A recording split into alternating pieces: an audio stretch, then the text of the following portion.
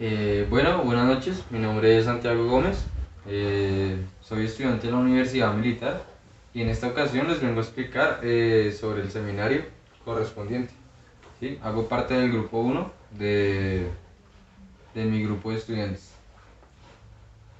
Entonces, la práctica que vamos a explicar a continuación va a ser la número 8. Se titula como medición de pH, conceptos y aplicaciones. Esta práctica consiste en regular, en saber cómo se mide el pH de una sustancia. Entonces, para esta práctica se plantea un objeto general, el cual es comprender el concepto de pH y sus aplicaciones a través de su determinación de muestras reales. ¿Esto qué quiere decir? Que en la práctica vamos a aprender cómo se regula y vamos a comprender cómo se distribuye el pH. Entonces, para llegar a este objetivo general existen objetivos específicos. Saqué los tres más redundantes que me parecieron. Y entonces el primero es comprender la importancia de determinar el pH y sus diferentes aplicaciones en el campo ambiental. ¿Sí? Entonces, vamos a entender cómo se regula este pH y, por ejemplo, qué factores afectan que se suba a lo alcalino o que se baje a lo ácido. ¿Sí? Entonces, para esta práctica vamos a emplear diversos métodos para determinar el pH, como de muestras de jugos naturales y comerciales y eso. ¿Sí?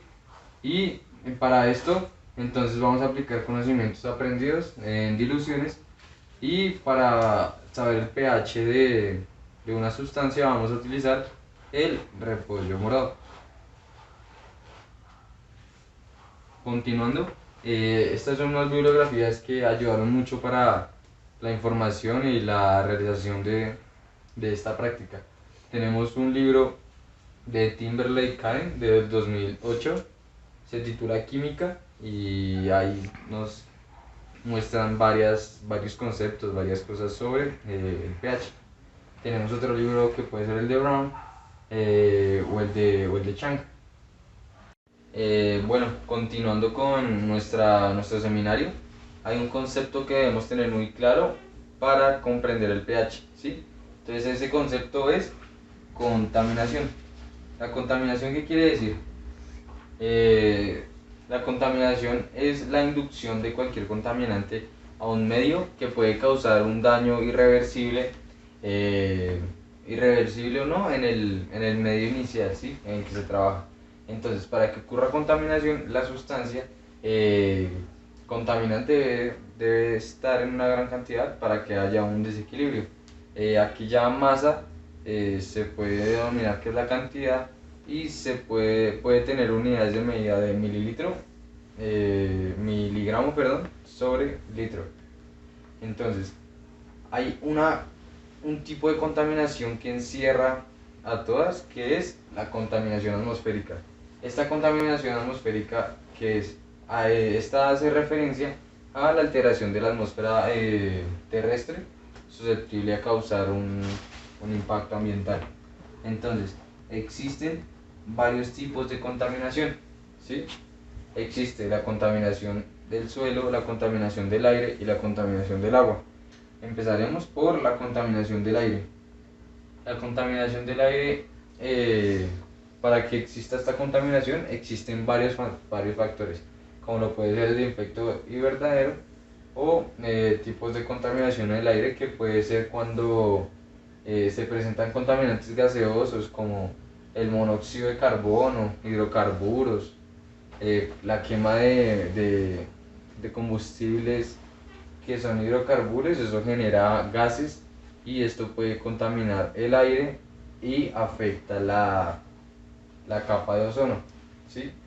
Otra contaminación que puede haber es la contaminación del aire en interiores, que puede ser como el consumo de tabaco y cigarro y todo eso, ¿sí?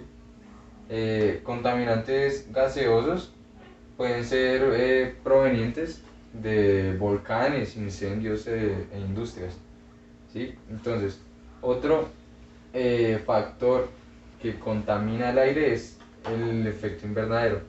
Este evita que una parte del calor recibido a la Tierra pues deje la atmósfera, como que vuelva al espacio y caliente la superficie de una forma regulada, ¿sí? Pero entonces existen varios factores que hacen que este calor no se regule, hacen que se aumente, como lo puede ser la quema de combustibles derivados del carbono. Estos hacen que aumente pues, el efecto invernadero, ¿sí? Entonces, bueno, otro tipo de contaminación que vamos a manejar es la contaminación del suelo. Entonces, esta que hace referencia son los cambios físicos o químicos que puede generar el hombre o la naturaleza al suelo.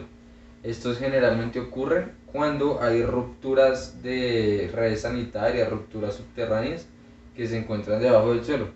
Estas producen microorganismos y animales dañinos, y pues también el acúmulo de basuras causa que este suelo se contamine pues por tanto germen que tiene. Pero aparte de eso, eh, esta aglomeración de basuras puede generar un mal olor, entonces eso también genera una contaminación en el aire, ¿sí? Es como una consecuencia que hay ahí. También hay otro factor ahí que afecta bastante, que es un líquido que se llama el lixiviado. Este se produce cuando el agua como que se percola, se acumula y empieza a recorrer a través de cualquier material permeable. Esto puede contener materia suspendida, tanto como disuelta. Este líquido pues se halla comúnmente en relleno sanitario, entonces pues ya se imaginarán lo contagioso, lo infectoso que es este líquido. Eh, por consecuente, pues este líquido al estar ahí en las basuras, cuando llueve, pues el líquido empieza a transportarse y a recoger desechos sólidos y empieza a reaccionar con productos de descomposición, ¿sí? Entonces, otro tipo de contaminación que vamos a manejar va a ser la contaminación del agua, ¿sí? Entonces, ¿qué es esta contaminación? Es algo así como con el suelo, pues son eh, desequilibrios que ocurren en esta red hídrica, que puede ser producida o por la naturaleza o por el hombre. Existen dos tipos, que es la contaminación que provocamos nosotros el hombre o la contaminación que produce la naturaleza. La que produce la naturaleza puede ser en los procesos de contaminación natural del agua producidos inevitablemente por las fuerzas de la naturaleza. Un ejemplo claro podría ser la erupción volcánica, ¿sí? Una gran tormenta, descomposición de materia orgánica en un pantano, por ejemplo. Es algo que es natural y que ya nosotros no podemos controlar, pero el agua es capaz de volverlo a, a su forma natural. El agua tiene capacidades para descontaminarla, pero los humanos somos quien devolvemos a la naturaleza esa agua contaminada, tan contaminada que el agua ya, la naturaleza, perdón, ya no puede descontaminar esta agua, se sale pues de las manos de la naturaleza. Existen contaminaciones como pues las aguas negras, derrames de combustible pues derivados del petróleo, eso es una contaminación bastante bárbara. Eh, y pues estos tipos de contaminaciones ocurren en ríos, lagunas, mares, y también esto genera malos olores y eso también afecta la contaminación en el aire. Bueno, después de explicar todo este esquema eh, de la contaminación del agua, la contaminación del suelo y del aire, cada factor influye, ¿sí? Estas flechas van hacia un solo concepto. Entonces, este concepto es la escala de pH. ¿Qué es la escala de pH? Pues es una, una medida en la que se mide cuánta alcalinidad tiene una disolución o cuánta acidez tiene. Entonces el pH indica pues la concentración de iones de hidrógeno presentes determinadas en una disolución. Se tiene en cuenta que se denomina ácido a toda aquella sustancia que puede ceder un protón, y se determina una base a alguien que acepta un protón. La base pues usualmente tiene como pares de electrones libres. Acá pues hay un ejemplo, no se ve muy claro. ¿Sí? La base está en el centro y tiene estos pares de electrones al lado que están sueltos. Y como pueden ver, el hidrógeno está teniendo enlaces hacia la base, está cediendo sus protones, sus electrones. ¿Listo? Entonces, un suelo puede ser o ácido, o neutro, o básico. El ácido se caracteriza porque predominan los cationes de hidrógeno y su pH pues es menor a 7, los ácidos.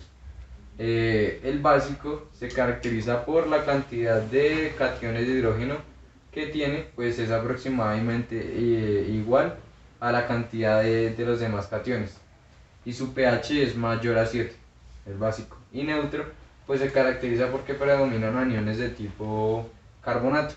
Su pH es pues sensiblemente igual a 7 y esta sería una escala de un pH. Como podemos ver, en el centro está neutro y colores como el verde, el azul empiezan a ir hacia un número más grande, ¿sí? De 7 para arriba, empieza a ir a lo azul.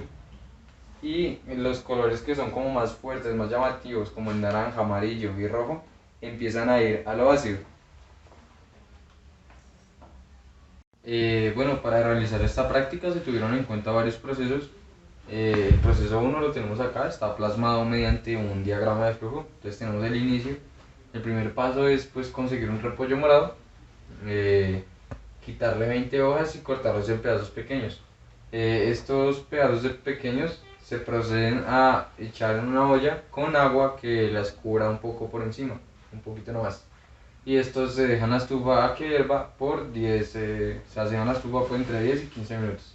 A medida pues que el agua se va calentando, esta agua se va poniendo morada y las hojas se van a ir tornando un poquito verde, van a decolorarse un poquito. Entonces acá se toma una decisión.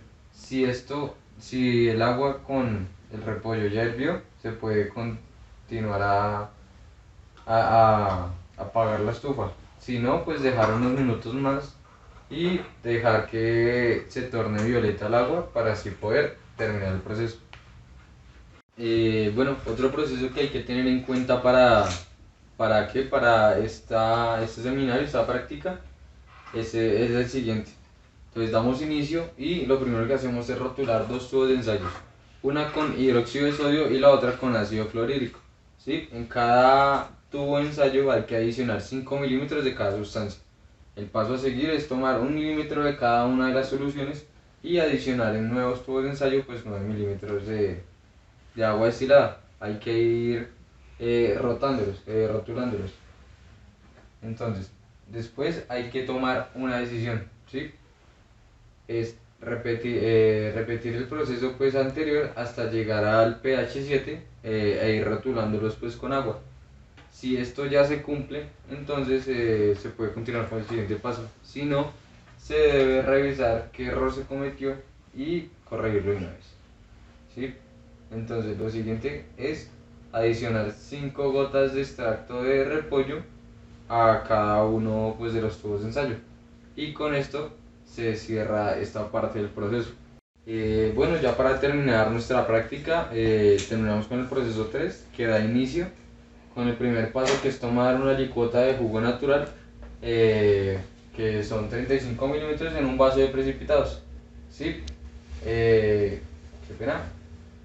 Después se registra el pH con la cinta indicadora o con el pHímetro y pues comparar los resultados obtenidos.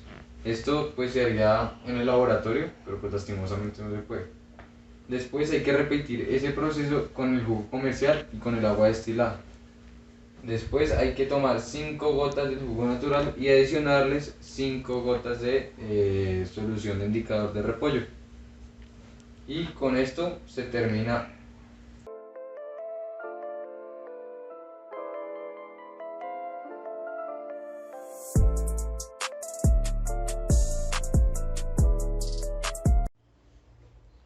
Bueno, ya después de tener el repollo picado, se echa en una olla y se le agrega agua que las cubra y se pone al fuego. Se pone a un fuego intermedio, podría ser,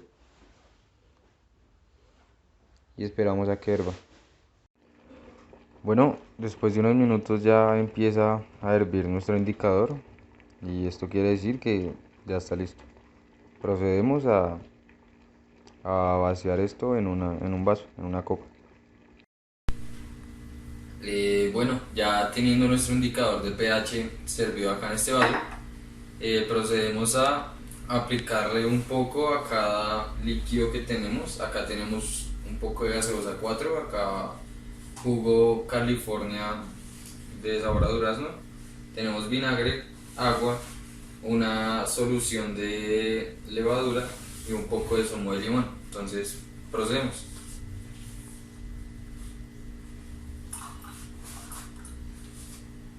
Perdón el reguero.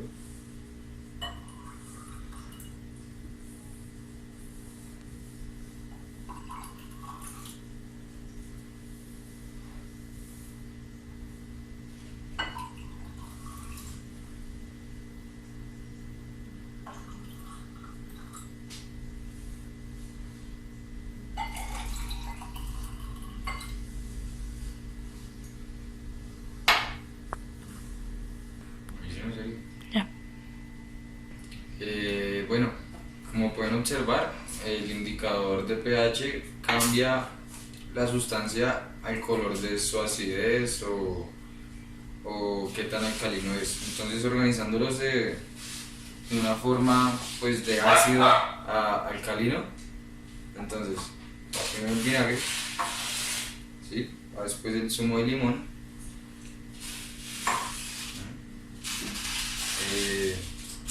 después va la gaseosa, después va el jugo de durazno, perdón, estas van al contrario, el jugo de durazno va primero, después va la gaseosa 4, el agua y la solución con levadura.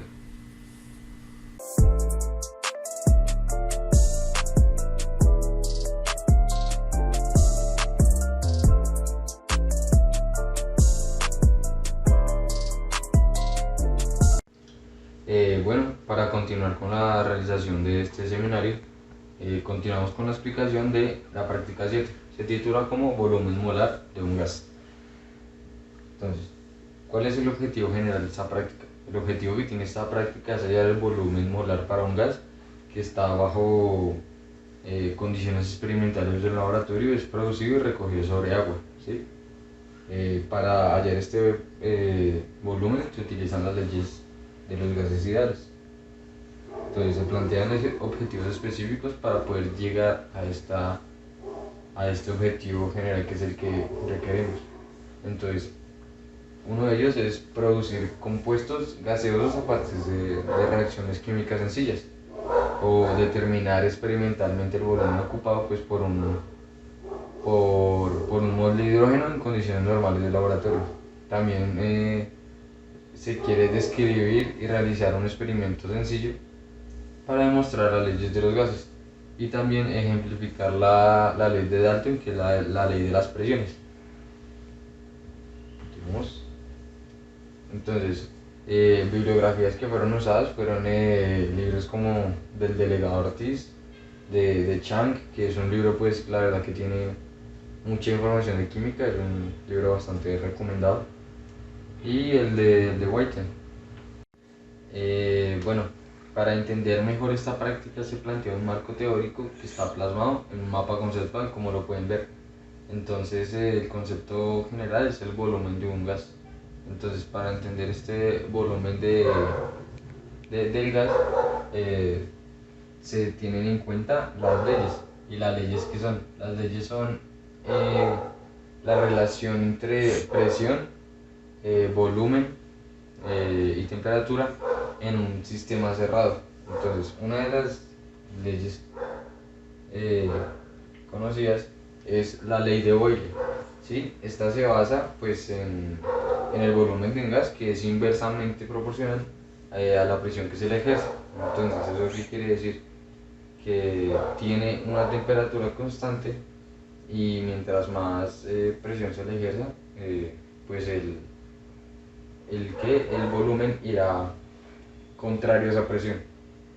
Su fórmula es pues presión 1 por volumen 1, ¿sí? Es igual a presión 2 por volumen 2. Continuamos con la ley de Gay-Lussac, que se basa en que al aumentar la temperatura de un gas, pues aumenta su presión. Eso quiere decir que pues son proporcionales, ¿sí? Crecen a la vez. Tiene pues un volumen constante y su fórmula es presión 1 sobre temperatura 1 es igual a presión 2 sobre temperatura 2. Seguimos con la ley de la combinación de volúmenes. Se basa en que pues a una presión y temperatura dadas, los volúmenes de gas siempre reaccionan. Un ejemplo, tenemos hidrógeno más agua, ¿sí? Dos moléculas de hidrógeno y dos moléculas de oxígeno. Esto es igual a dos moléculas de agua, ¿sí? Entonces, seguimos con la ley de Charles, esta que pueden ver acá. Se basa en que al aumentar la temperatura de un gas, pues el gas aumenta y viceversa, ¿sí? El volumen del gas aumenta. Tiene una presión constante y su fórmula es volumen 1 sobre temperatura 1 es igual a volumen 2 sobre temperatura 2. Continuamos con la ley de Avogadro. Esto tiene que ver con los moles, ¿sí? Se basa en que a una temperatura y a una presión constante el volumen es directamente proporcional al número de moles de gas, es decir, que crecen a la vez. Su fórmula es volumen 1 sobre mol 1 igual a volumen 2 sobre mol 2. Y por último, la ley que explicábamos en los objetivos, ¿sí? Que es la ley de Dalton. Esta se basa en que pues, cuando un gas se recoge sobre un agua, dicho gas queda como saturado y pues este vapor de agua pues, lo satura mucho. Esto quiere decir que de tal manera que se tiene no solo un gas, sino pues una mezcla de gases homogénea que empieza a aparecer. Existe pues en esta ley una suma de presiones y su fórmula se puede evidenciar acá, que es pues la presión total es igual a la presión del agua más la presión a la que está el gas. Bueno, para tener una muy buena práctica se realizan unos procesos. Entonces se da inicio con el primer paso, que es tomar una cubeta de plástico y llenarla a la mitad con agua potable. Enseguida hacemos lo mismo, llenar una probeta de 100 mililitros, llenarla hasta el borde con agua potable. El tercer paso es coger esa probeta, taparla y voltearla boca abajo y meterla en la cubeta, ¿sí? Y pues sin dejar que se escape agua de la probeta ni permitirle entrar a burbujas, levantar la probeta dentro del agua. Se levantó un poco, ¿sí? Para que entiendan mejor, se levantó un poco la probeta dentro del agua y esta se va a sostener con unas pinzas y con unas pinzas refrigerantes y con un soporte universal, ¿sí? Que es el que uno torna. Después de esto se introduce una manguera de teflón a un extremo en el desprendimiento lateral del tubo y el otro extremo introducirlo a la mitad de la probeta con agua.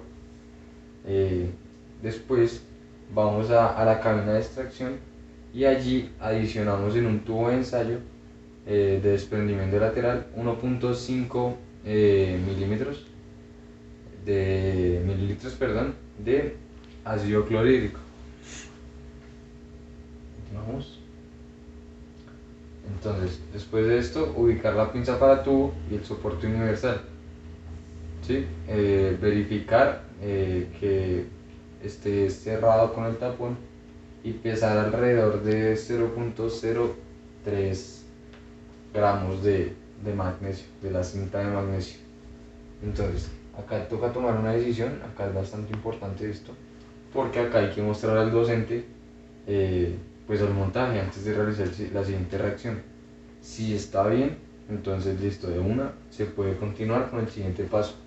Pero si no está bien, hay que analizar el error y corregirlo, ver qué fue lo que pasó. Después de tener este proceso y después de que el profesor dé el calificativo positivo, se deja caer la cinta de magnesio en el tubo de ensayo y de una vez hay que taparlo con el tapón de caucho. Hay que observar lo que pasa y registrar los datos, ¿sí? Después de esto, pues ya se puede hallar el volumen del agua desalojado de la probeta.